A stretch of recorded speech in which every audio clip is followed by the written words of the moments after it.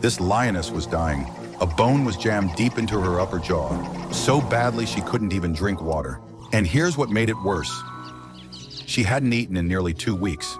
If that bone didn't come out soon, she was done. But a wildlife ranger named Haley spotted something off. She grabbed her tranq gun and put a dart right in the lioness's hindquarters. Moments later, the lioness went completely limp. To be safe, Haley prodded her with a rifle. Once she was sure the lion was fully under, she got to work, performing oral surgery right there in the field. She took a wrench and hammered at the bone until it finally broke free. The smell was unbearable. One look at it told the whole story. The surface had turned black, meaning it had been lodged in her mouth for a very long time. If Haley hadn't found her when she did, this lioness would have slowly wasted away. But even with the bone out, weeks without food or water had left her in terrible shape. Until she woke up, the team had to stand guard, because hyenas wouldn't think twice about going after a defenseless lion. The next morning, Haley rushed back to check on her, and her heart sank. Normally, the lioness should have been awake hours ago, but she still wasn't moving. As the sun climbed higher, the African heat turned brutal. The lioness still hadn't woken. Her pulse and breathing were barely detectable. The blazing sun kept draining whatever strength she had left. The crew pulled a vehicle over, using its body to shield her from the heat. Prolonged starvation had shut her system down. All they could do was watch and wait.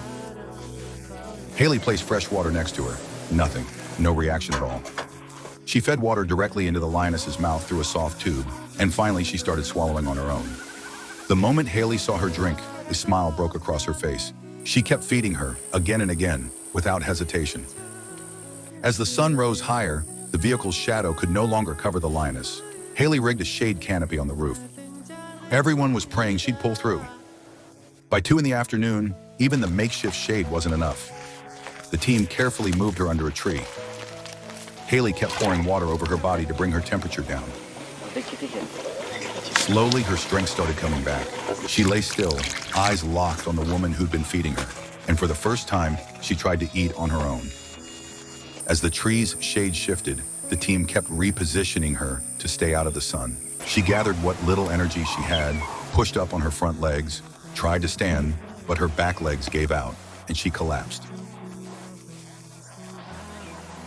Night fell again. It had been a full 24 hours since the tranquilizer was given. At 1 in the morning, with everyone watching and hoping, the lioness finally rose to her feet on her own. She took her first steps, slow and unsteady, like a cub learning to walk. She stumbled toward the nearest water source. Haley started the truck and followed quietly behind, watching over her every step of the way. She finally reached the water and drank